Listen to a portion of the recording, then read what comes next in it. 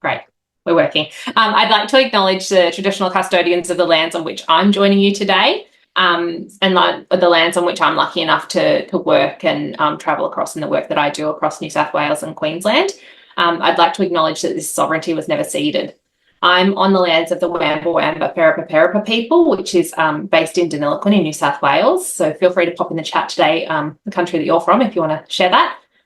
This image here is a wonderful photo of the Colletch River in Deniliquin. So this is our main river in Denny, where I'm from. It's connected to the Murray River, branching off just before Denny and then meeting it back downstream again.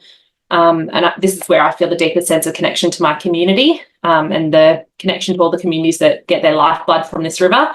And so with that in mind, I'd just like to acknowledge and thank the Wamba Perapa people for their care and custodianship of these waters across the millennia, and pay my respects to the elders past, present, for taking care of that and sharing that knowledge on with those emerging.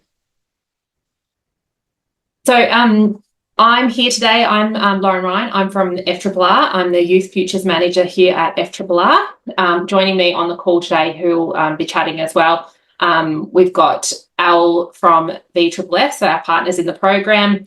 I've got Elise from the VFFF Youth Advisory Group who'll be having a chat to us, and Jamison Harvey from Red Dirt Robotics, who was a previous grantee of the program. We also have my colleague Steph Pearson, who's there, and she'll be monitoring in the chat, and you might hear from her as well. So we're here today to introduce you to the Back in the Future grant program.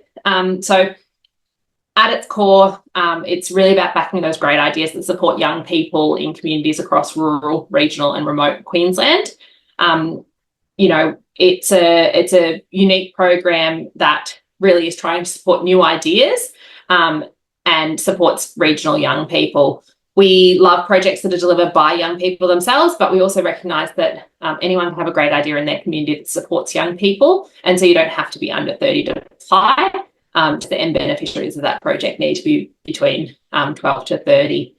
So new ideas, individuals applying for funding, and all the projects need to fit into at least one of these 4 key focus areas, which are I'll go into detail a little bit more later on, but these 4 focus areas are pretty broad categories, and then some pretty great concepts that can fit in with these 4 ideas. So the first one being to access decent work. So this is projects where young people gain the experience and work that they need and that they value within their community.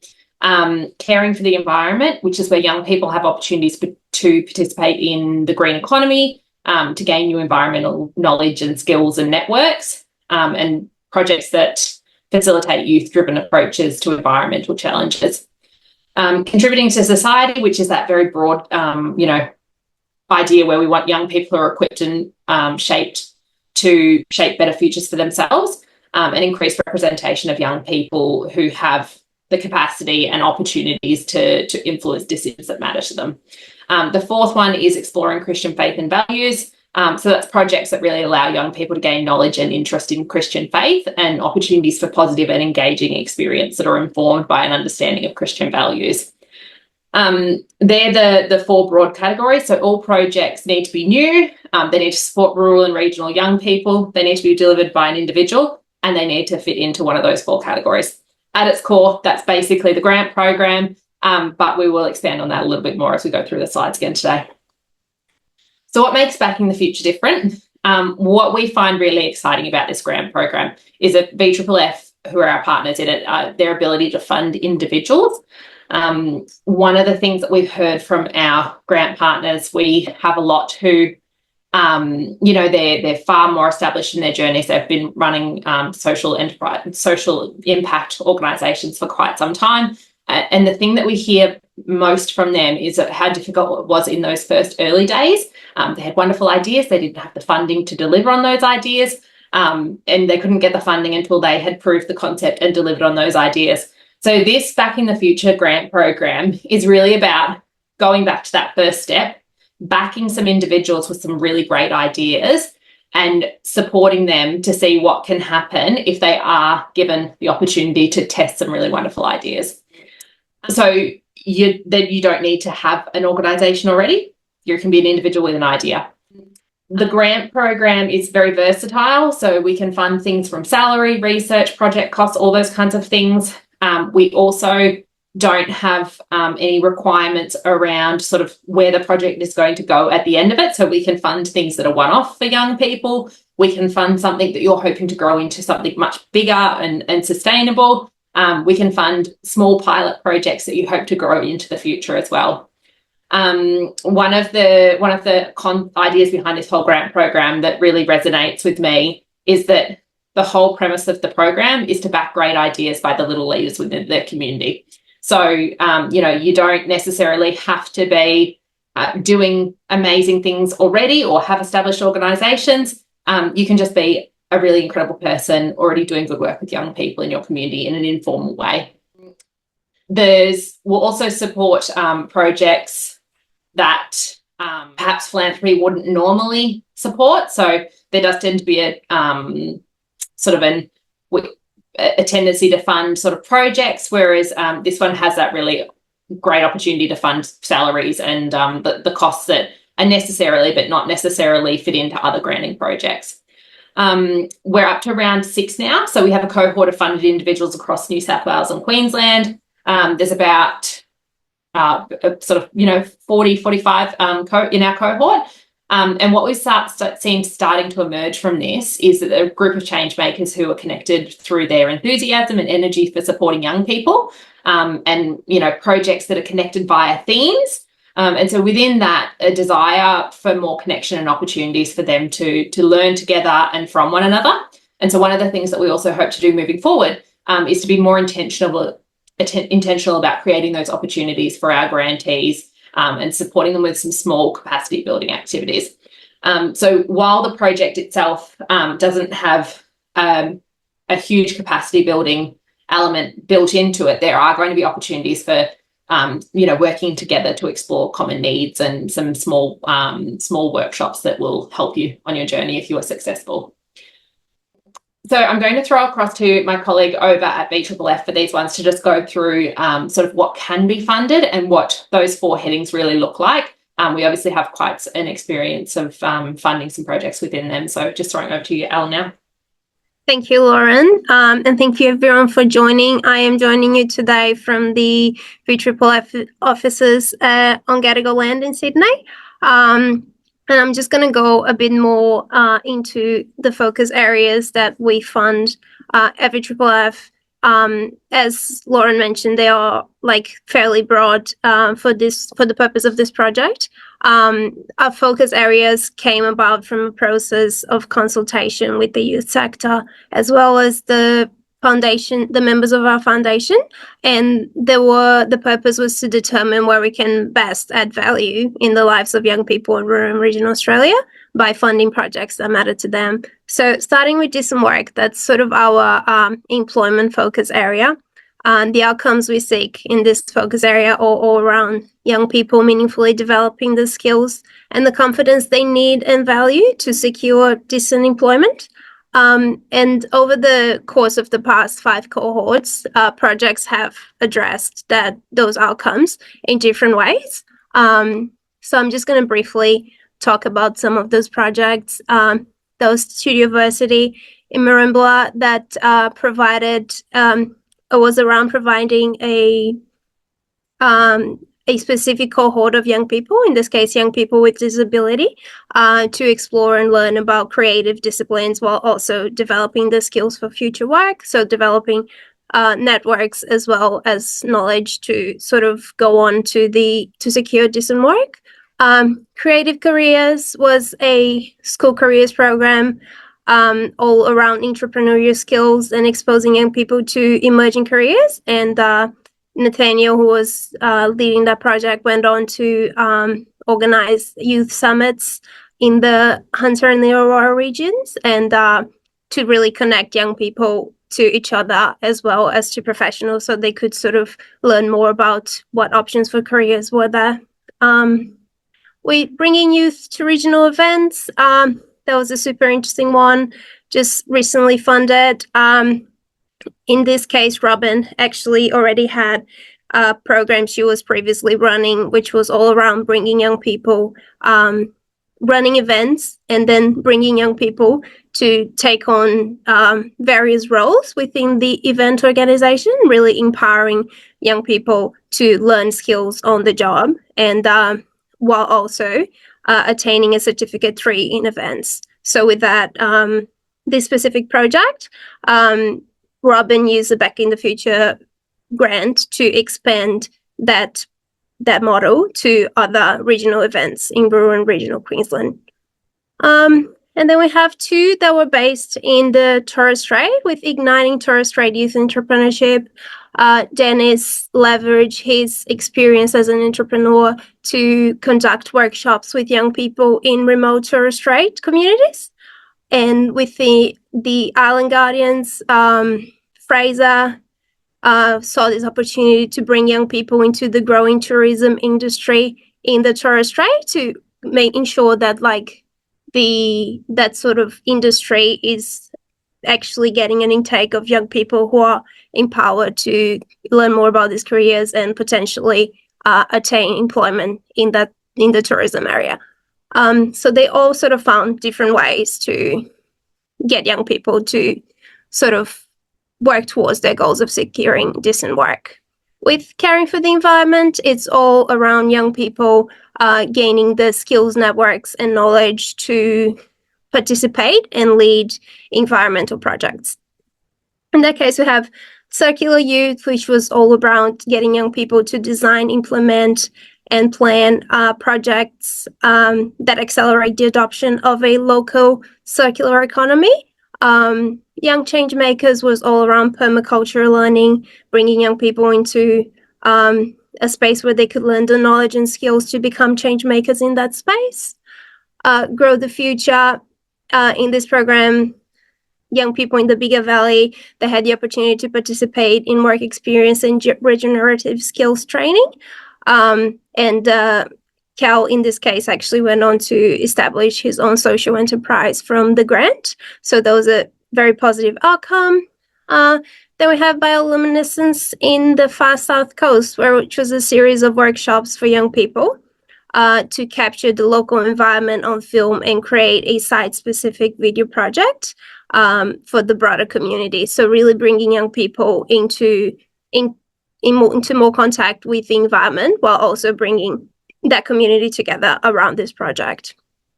And then we have Indigenous Botanicals in Southern Kunju Country. This was actually a partnership between the Southern Kunju elders and the rangers in this national park area, where young people were brought in to participate in botanical fieldwork so that they could learn more about Indigenous traditional bush medicines and potentially lead projects in that area. So that was Caring for the Environment. Then we have Contributing to Society, and that is our focus. It's more the most broad focus area, and it's all around building young people's capacity and networks to shape their futures and shape better futures for themselves and their peers.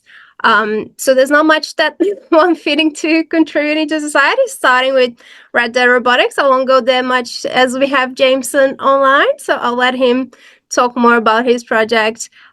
We also have the Arab digital language culture. In this case, Lala, who's based in the Torres Strait, I believe. She is very passionate about her traditional language, and she wanted to bring young people into that space by getting them to deepen their knowledge through storytelling, drama, and fieldwork. We have We Are Not Alone, which was all around bringing young people living with disabilities, chronic illness, and who identify as neurodivergent, bringing them together in conferences across regional Queensland. That was actually a project that had previously happened, and Ria is now using her Back in the Future grant to run more of those events. Young Women's Policy Submission was the development of a policy submission on improving the life outcomes of young women in Australia, with a particular focus on those living in rural Queensland. In that case, Rosina has actually already submitted her policy, in Parliament House in Sydney, Brisbane and Canberra. So she went on to really elevate the voices of those young people in rural Queensland and really advance her own work in advocacy, which is always a really nice thing to see like the change makers themselves developing their skills and knowledge through these grants. Then we have Regional Youth Performing Arts Engagement. That was the first cohort. Hayden, he's actually in the VFFF podcast, which I'm sure Lauren will talk about later. But Hayden's case was interesting because he envisioned this program where he would go on to regional New South Wales and run workshops about performing arts to young kids. And then he identified, excuse me, that he could actually broaden his impact by mentoring young artists to run their own workshops. So it was like a bit of a teach the teacher model, and he went on to do that. And to this day, young artists in regional New South Wales can run their own workshops. And then the final one is Exploring Christian Faith and Values, and that is all about enabling young people to make life choices informed by an understanding of their Christian faith and values. And as you can see, we don't get as many project submissions in this focus area, but we had two, which was the Faithful Foundations of Legacy Leaders, which was all around providing young kids with a safe environment to explore their faith and develop their Christian leadership skills. And Art and Truth, which was mentoring young people to share their faith through creative works, culminating in a live showcase and inspiring peer-to-peer community engagement. So really all about young people being empowered to follow their own faith and sort of have that base to make informed life choices. So you can see through all those projects, people really find different ways to empower young people in line with each of these focus areas. It's very common for projects to fall within more than one of those focus areas, but they are usually more strongly aligned to one. So yeah, I'd be very happy to answer any questions at the end. That was it from the focus areas. Thank you, Thanks Laura. so much for that, Elle. Yes, as Elle said, quite often we do see projects that do fall across those multiple focus areas, which is entirely okay. And I just want to also reiterate that you don't need to have a project that addresses every single one of those 4 project focus areas. We have had people attempt to do that before, which is quite difficult. And you only need to hit one of those focus areas. So just chatting very briefly about the process. So again, a little bit different from the way we do things normally here at FRRR. There's 2 sections to it. So a written application, relatively straightforward. Your contact details, your idea, how your idea, aligns to one of those focus areas. If it does align, perhaps to 2 or 3 of them, we would suggest that you pick which one it most strongly aligns with, and fill out the details of that. You can always, of course, address the fact that it does fit alongside some others as well, but just choose one to really respond to in that section there. The details of your project, so this is kind of the actual what will you do, when will you do it piece around it, and how you will spend the grant. So we don't need quotes or anything like that. It doesn't need to be down to the dollar. We just need to have a pretty good idea of, if you get the funds, what exactly they'll be spent on, and just sort of some line items for that. This grant program also has a video pitch. So you are asked to record a video of yourself, 2 to 3 minutes, don't go over 3 minutes, that tells you about you, the why for your project and why you're doing what you do. And in 5 years' time, what will a newspaper headline about your work say? This is a great opportunity to really show the youth advisory group who you are and why you're so enthusiastic about the work that you do. We recognise that sometimes it can be really difficult to convey in a paper application that's constrained by questions how much impact your project actually is going to have. And this video option actually allows us to really see that in real time and understand the context for why you're doing what you do. It is, if you're collaborating with others for the project, you can entirely bring them in as well. It doesn't have to be just you on the screen. You can, get them to come along and perhaps speak to it as well. But yeah, we're really just trying to get a sense of who you are and why you're doing what you do, because at the end of the day, this program is about backing you as an individual, and the YAG really likes to see, who that is, who they're, potentially backing. Once that's submitted, the shortlisting will happen by the Youth Advisory Group. So that's a group of young professionals who have been pulled together by VFFF. They assess all the grant projects within this grant program.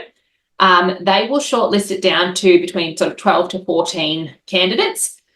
We at FRRR don't do any of the assessment. That it goes straight on to the Youth Advisory Group. So a really wonderful element of this grant program is the fact that it really is youth-led. The Youth Advisory Group are the ones who have the ultimate kind of say on who makes it to the final stage. So if you were shortlisted to that 12 to 14 candidates, they all get interviewed by a member of the VFFF Grants Committee. So that's the kind of the due diligence piece. And the VFFF Grants Committee will select the final 10. So once that's done, they're kind of the cohort for the year. As I said, we don't do the assessment, so I thought it would be lovely if we could bring along Elise, who's one of the members of the YAG. This is her second term, so she was involved in it last year and is quite familiar with some of the grant program projects that we funded last year. And she'll just speak to the, what the Youth Advisory Group actually want to see, and hopefully can give you some insight into the things that they find really exciting. Thanks, Elise. Thanks, Lauren. Hi, everyone. Thank you so much for joining and having me along. As Lauren said, my name's Elise, and I'm a member of VFFF's Youth Advisory Group. We call it the YAG. And this is my second term on the group. So I loved it so much. So I came back for a second term. Just as I guess, a little bit of an overview of the YAG. So you can see a photo of all our lovely faces there on the slide. So there's 7 of us in the YAG, and we range from ages 18 to 30. So very much that youth focus that aligns very similarly to the focus of the grant. And it's a really cool part of this grant that the youth voices are really part of that decision-making process of the grant shortlisting. And when we shortlist and send through the final applications to the grants committee, they really listen to our feedback and what we've said. So those youth voices are really deeply embedded into the overall shortlisting process of this grant, which I think is really cool, that it's, VFFF are really kind of investing in that youth voice, not just in the grant, but in the actual application process, which I think is quite rare in application processes and philanthropy. In terms of how it works and what we look for, so your application, I know that people spend a lot of time and effort in your application, and just know that it gets really deeply considered and looked at. So there will be at least 5 people look at your application and then have really deep and thoughtful conversations about it. So, we do really appreciate the time that you put into your application, and we work really hard to, thoroughly look into each application and read them and spend that time on them, that you've spent as well. Some of the key things that really stand out to us in the application, or that are really important to us, is you can see that first point on the slide. So work that is youth-led, co-designed, or actively incorporates the voices of young people. I think on the YAG, we all have different interests, different things that stand out to us. But that's kind of the key thing that we always come back to is this project either youth-led, or if it's not youth-led and it is for the youth, how are the voices of young people incorporated into this piece of work, to make sure that it's something that they want, that they're interested in, that they're engaged in. So really clearly articulating that connection to the voices of young people and how they're incorporated into your project is really important to us. Innovative ideas as well. It's always really exciting when we see someone, trying something new, something different. I think that's really unique about this grant, as Lauren spoke about what makes this grant special, and Elle spoke about some of the different projects, is that you can be a little bit more creative and you can try something brand new that hasn't necessarily been tested. You don't have to prove that it's tried and tested, and you can be innovative and you've got that space to try something new, provided that there's those voices of young people in the project showing an interest in it. So those new innovative ideas are really exciting for us. And elevating the voices of young people, I think, touches on that first point as well. How is your project elevating those voices of young people? And that can be in a number of different ways. Like, you probably noticed when Elle was going through some of the projects, there's so many different ways that you can deliver something that fits within the different focus areas. You even had the policy submission, for example, in contributing to society. That's, quite different to some of the other things that were funded through the grant, but it was really focused on elevating the voices of young women in rural and regional Australia. So it doesn't, not everything has to be in one particular category. So that's always really exciting to see different ways that voices can be elevated. Obviously supporting rural and regional communities to drive change. So having that clear connection to rural and regional Queensland for this round is really important as well. We need to see that there's that rural and regional connection, and opportunities for young people to grow personally and professionally. Some of my favourite applications are the ones where we're actually backing a young person to try an idea that they might not have otherwise had the opportunity to have someone back them and try, and the growth that they experience through that backing is really exciting to us. So I would say as well, if there are any young people in the call that are a little bit nervous because, maybe you haven't done something like this before, or anything like that, don't let that hold you back. Still apply, because for me personally, they're some of my favourite ones. As I said, everyone in the group's different, but personally, I get most excited about those ones, that opportunity to really back someone to try an idea. And the video as well, Lauren touched on the video. I know sometimes like filming a video can be a bit shame. Like, I personally, I don't like it myself, but they're some of my favourite things as well. I think it just really gives you that opportunity to bring your idea to life. I know how hard it can be to do a written application sometimes. And I know for me personally, there's been times where I've read an application and I've thought, oh, I'm not too sure about this. And then when I watch the video, things just come together and click, and I can kind of see what they were trying to say in the written application, and it just brings it to life. So that would be another tip, is really embrace the video, even if you're a little bit shame about recording yourself like I am. It's a really good opportunity to kind of bring your whole self into the application rather than just kind of being behind a keyboard, which I think's really important. But yeah, there's some of my tips, but I'm also happy to answer any questions at the end of this as well, if you've got any specific questions. But I'm really excited for you guys to hear from Jameson. I remember his application was one of the first ones that I looked at, and really excited for you guys to hear from him. Thanks so much for that, Elise. So with that, I will throw to Jamison. So as you heard, Jamison is the wonderful creator of Red Dirt Robotics, and wrapped his project last year. We are last year now, yes. It's now 2025. So he finished his project funded through this, in the middle of last year. So I'll throw across to Jamison, and he might give you a few learnings that he's learned from the program. Yeah, so as has been mentioned, I'm Jamison and I run a program called Red Dirt Robotics. And what I do is I travel all across regional and remote Australia to run STEM education workshops in remote community schools and libraries and other organisations, pretty much all over the shop.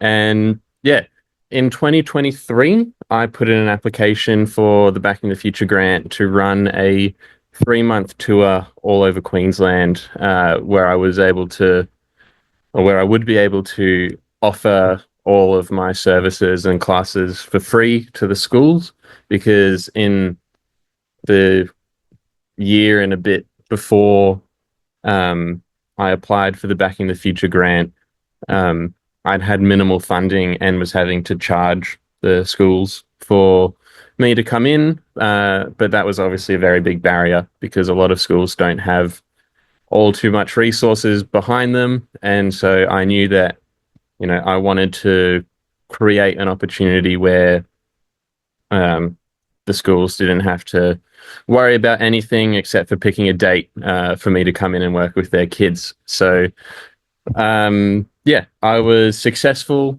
in 2023, and then in April last year, I hit the road all over Queensland for 3 months and was able to work with, I think, it was just over 900 students across 35 schools in that period, which previously had been the numbers that I would do in a full year of work. So I was able to condense, a year's worth of impact into 3 months. That's then left me the rest of the year to do even more work. So it was a really, really great opportunity for me. And also being the nature of the grant, how, VFFF and now FRRR, they're keen to support individuals with new and fresh ideas. It was the next step, I guess, for me, as the founder of Red Dirt Robotics, getting that next jump up in funding from the smaller $5,000-$10,000 grants, to have that backing of a $50,000 grant has now, I guess, put me in a good spot to apply for more grants in the future and bigger grants as well. So it's not just you're applying for this grant now, it's also setting yourself up, building that resume for getting more funding in the future as well. And luckily, in the big scheme of things, this is a pretty simple and straightforward application and process all the way throughout from start to end. So it's a really, really great program to be a part of if it's one of the first grants or first bigger pockets of funding that you're applying for. Because the team at VFFF were just great to work with, and they made it really, really simple and easy, from the application to the interviews to then reporting and equivalent and everything. It was a really, really nice change of pace from some of the more intense stuff that I have to do with other bits of funding. So yeah, really, really thankful that I was able to receive this funding, and yeah, it's opened up a whole lot more opportunities for me since. That's wonderful. Thanks so much, Jamison. So after that kind of, wonderful, hearing his story of impact, I'm sure you're all wonderfully excited to submit an application, which of course will be fantastic. And if you are successful, I just want to run through a little bit of the process about what that looks like. So you've submitted your application, the YAG have given you the tick of approval, the grants committee has said yes as well. So you're one of the final 10. You will have to go through a background check process. So this is just a police check and a bankruptcy check. This is just part of our due diligence process, and it's not meant to be exclusionary. And I just really want to stress that this shouldn't be something that makes you feel anxiety about applying for it. And, if something comes up, it's unlikely to be an automatic disqualifier for you, but just perhaps the start of a conversation. We just, I guess, it's part of our reputational process that we don't want to be surprised by anything. And, we recognise that some of the most wonderful projects have been delivered by people who have, very diverse life backgrounds and skills that have been developed, and that, sometimes things might pop up. So I just wanted to flag that. If that's all good, grant agreements and payments. So we'll hand you back to VFFF. They look after the actual grant agreement. So the grant agreement would be between yourself and VFFF. Funds, by the time all this happened, funds are available in July, and so then you have 12 months to deliver the project. So funds will be July 2025, and you have until July 2026 to deliver a project. During those 12 months, there are a few kind of touch points with us and VFFF. They are, we'd love for you to attend them. We use them as opportunities to connect with you and see if there's opportunities for you guys to work together as a cohort. So there's an initial meet the cohort. This is direct from feedback from previous grantees who said, it would have been really lovely to have known who else got funding, and if there was ways we could work together, or, we could tackle problems together. So it's an online meeting, just an hour, to chat about our projects and what we're hoping to get from them. We do a mid-year check-in. So this is myself or Steph, who's on our team. We'll just do a quick online check-in with you. It's not meant to, to see if you haven't done what you're supposed to do by that point. It's really about just seeing if there's anything we can help with, if there are any kind of roadblocks that we can help smooth out, or if there's anything that you need further support with. It's really just a bit of a touch point for us to help you in any way that we can. 12 months time, once your project's wrapped, there is a very simple acquittal form. So as Jamison said, it's a pretty easy one, just a statement of how you've spent the funds and your general kind of, what you learned, what went right, what went wrong, and what next for your project, so that we can stay, in touch with you if there's, further room for growth for your project, or if there's anything we can continue to do to support you. And then following that, one final roundtable with the rest of the group, just to make sure that, you all are aware of where your project is going. And again, if there's any opportunities to continue to work together or to help one another, to really profile the work that you've managed to achieve across those 12 months. We will be doing some short online sort of capacity building workshops with the successful cohort. So we're doing one next week with the current cohort, which is around diversifying funding. So, future opportunities if you want to continue to deliver your project, opportunities beyond philanthropic investment, ways that you could sort of fund the work that you're doing. And, those opportunities are really led by the cohort and what sort of skills they need. They're not extensive, they're not compulsory, they're just opt-ins if you'd like to take advantage of that. Now into the really kind of nitty-gritty of the grant program. So what can and can't be funded? As we said before, pretty broad stretch of things that can be funded. You do need to be aged over 18. So, you need to be able to sign a contract with VFFF. So you need to be 18 plus, you need to be an Australian citizen or permanent resident. And then there's all those different things that you can spend the funds on. Ineligible. So projects that come directly from registered charities or organisations. So we don't fund those entities. We only fund individuals. There is a bit of nuance to this, and I will sort of go into this a little bit later. But yeah, really just if the project seems to be really embedded in the organisation, it will be ineligible. We're funding new stage ideas here, so projects that wouldn't really normally be eligible for other sources of philanthropic funding. But we also recognise that, some of you might have already started taking steps to get your idea off the ground. So as long as your project has been in active development for less than 3 years, we'll consider that a new idea. So as Jamison said before, he'd got a little bit of funding, $5,000 here, $10,000 here to kind of start to do his work, but really was still in that kind of scaling up stage. And so that was fine. And then, of course, there's some straight out exclusions that we're unable to fund, which are all listed there as well. Some frequently asked questions. So I just want to go through some of these things that we hear on repeat. So can only young people apply? No, we love young people as long as they're aged 18 plus to apply. But we also recognise that people who are young at heart often have wonderful ideas as well to support young people. So the project itself just must benefit young people aged between 12 to 30. So you can apply no matter how old you are, as long as you're an adult. But your project needs to benefit young people within that 12 to 30 range. There can be a couple of extra outliers. So we're not expecting, if you're running an event and for young people, you don't have to say you have to be 12 to turn up. But, obviously we would expect that the project is targeted those age groups. How do I know if my community is eligible? So obviously this is a Queensland specific grant round, so it needs to be delivered in Queensland, and it must be delivered outside of Brisbane.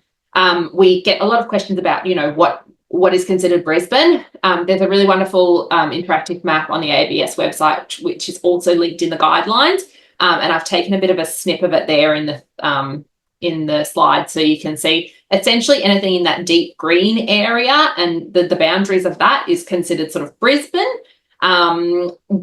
If you are on the very outskirts of that and you think your project is incredible and going to significantly benefit, young people in your community, it's always worth a conversation with us. Feel free to reach out and we can have a chat. But as a good guideline, that's kind of, they're the areas. This is the other one we hear a lot of, you don't necessarily live in a community. You might live in Brisbane, you might live somewhere else, but want to deliver a project that's benefiting young people in regional, rural, remote Queensland. You are still eligible. We have certainly had projects that do that. We've had projects that travel, such as with Jamison. We've had projects that, someone is based in one area and delivering it somewhere else. I just caution that you need to show how you have connected with that community, or how you know that, if you build it there, they will come. We are reluctant to fund projects where it's just drop in on top of a community. So we need to really understand how you know that community, or how you've connected with that community, how if you're delivering a project to schools, how you know that schools in those areas will want you to come to them. So that might be something you'd like to attach with your application to make sure that we understand why you've chosen that location and how you're connected to it, or how you know that this is something that they would benefit from. That evidence might look a little bit different depending on what the project is and where you're going with it. Again, if you're a bit unsure about that, feel free to reach out. So this is the little nuance around the organisation. So if you're part of an organisation, can you apply? So the organisation cannot apply for the grant program, only individuals.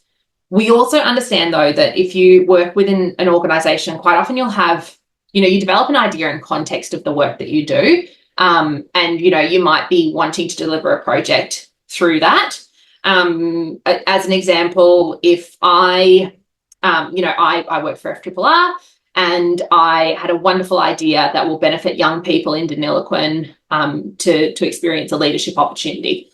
I could not apply for FRRR's Deniliquin Leadership Academy, and that, and deliver it myself. That would be a no-go. I could decide that, hey, I've got weekends off, I've got a bit of time on my hands, I'm going to apply as Lauren to deliver Lauren's Deniliquin Youth Leadership Academy. And, essentially it's a second job for me, has nothing really to do with FRRR, even though I'm using all the kind of knowledge and skills that I've gained from, my work context. That's entirely okay. So there are kind of sort of some nuances to that. I think really the line is essentially, is it your project that you have complete control over, or is it a project that that an organisation perhaps wants to pull some strings in? That would be a no.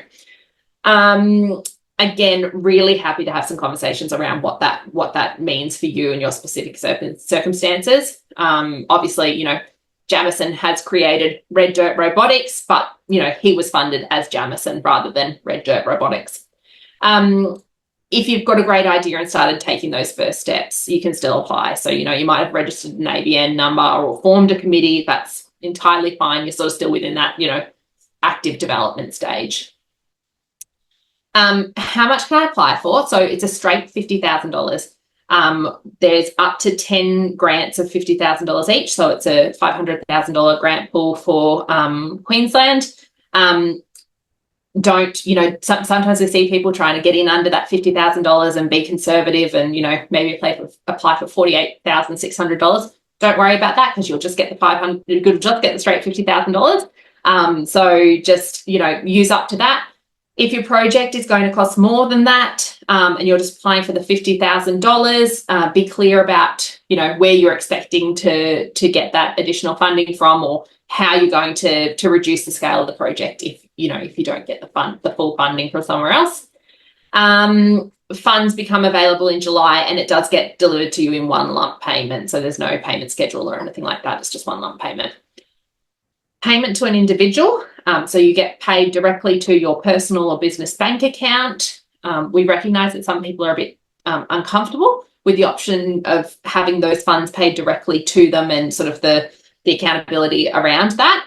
So there are some options to have the funds paid to and held by an organisation that you're connected with if you want to look at that option, sort of an auspicing. We don't do that by default, but we can certainly have a conversation around it if that's something you're uncomfortable with. We encourage all applicants to seek taxation advice regarding your individual circumstances. I can't give you advice. Every situation is very different. You know, we have very different applicants with very different circumstances. So we do encourage you to have a look at what that might look like for your very specific circumstances.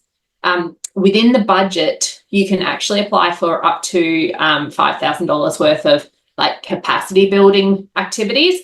And that might be things like engaging, you know, if you're successful, engaging an accountant to, you know, look at the best way for you to hold these funds or to set up an organisation. So if you're really unsure about what this might look like, I would suggest that you kind of earmark some funds to get some professional advice and make sure that you're doing it all the best way that you can. Future grant rounds. So there'll be another grant round for Queensland early next year. And then we also have a New South Wales grant round opening this June for the New South Wales projects as well. So there'll be another one next year. So, you know, if you're not successful this year, or if you just don't quite get your project up and running in time to get an application sort of started, there's always next year as well. And that's about it. So if you need any further information, reach out to myself or Steph with the Youth Futures team here at FRRR. Our contact details are there. You should have hopefully received an email from me today with my contact details. You know, if you want to have a further conversation, if you have any kind of accessibility with application, please don't hesitate to reach out to us. Applications close on the 17th of March. That is through the VFFF grant portal. If you have any issues with that, please let us know. If you're looking for some inspiration about how others have used their grants, I really encourage you to have a look at the VFFF's podcast, Stories of Giving and Receiving. Jamison's story is featured on there. There's I think there's 6 stories now live, so you can actually hear about how other people have used their Back in the Future grants to support young people as well. So that's about it. I'm going to have a look now at the chat and see if we have some questions in there. And oh, wonderful. Thank you, Steph. You have linked that podcast there. Carolyn, some tips about the pitch. So I don't want to frighten you about the pitch. You know, don't feel like you have to have a, polished presentation, pitching for funding. It can be you reading off the computer into your, into your camera. We've seen videos. There was like a chook in the background of one, like he was on the farm, showing the farm and telling about his story. Showing us that, he really is living the life that he, was trying to get funding for his project. It doesn't need to be a production. It really is just about that authenticity of telling a story. It can just be filmed with your mobile phone. Like, it doesn't need to be polished. So just mostly about making sure that you really are communicating that story that you really want to get across and, who you are. Estimated tax obligation be included in the budget. You can definitely list that as a line item. Because we obviously recognise that that's something that you'll have to, consider as part of your funding. So yes, you can add that as a line item within your budget. So, if you've got, if you're hoping to, pay yourself a wage to deliver the project, feel free to add the tax obligation in there as well. Yes, you need to use the $50,000 in 1 year. The project does need to be wrapped up within the 12 months. So, $50,000 across the 1 year. We have had applications come in where they have sort of suggested they're going to do it over 24 months and they have had to pull it back and, reformat it for a 12-month program. Yeah, unfortunately, that is sort of part of that. Do we have any other questions? Any other questions for the YAG or for Jamison? As I said, you know, more than happy to take questions very specific to your circumstances. Obviously, the fact that this is such a broad grant program and that it does have some very flexible guidelines means that there is a lot of sort of grey areas along the sides. And so we're always happy to have those conversations about your very specific circumstances. And hopefully this has provided a nice kind of baseline so that you can understand, you know, what questions you do need to ask of us. Do we have a quota for each category? No, there is no, you know, we don't aim to have, you know, a certain one per focus area. We've certainly funded in the past where some focus areas haven't had any projects. And there's some that always have more than the others. Yeah, so it's just we will try and do, you know, a nice geographic spread if possible, but there's no real quota for anything. It's really just the strength of your application. The other thing that I didn't quite touch on specifically was you know, sometimes we understand that you're not delivering a project by yourself, so you might actually be collaborating with others, and that's entirely okay. So there might be, say, 3 of you in the community who are like, we should do this project for young people. That's entirely okay. We've done that. We've funded those projects. You just need to nominate one person who's going to be the lead for the project, and you know, their face will be on all the marketing, and they will be the one that has the specific grant agreement with VFFF. Wonderful. I think you might get, I promised you to get some time back in your day. I've only given you back 4 minutes, but you know, that's better than nothing. Again, please don't hesitate to reach out. Really looking forward to seeing some wonderful grant projects coming out of Queensland. And yeah, don't hesitate if we can help with anything. Thanks so much, guys. Have a wonderful day. Thank you, everyone. Thank you, everyone.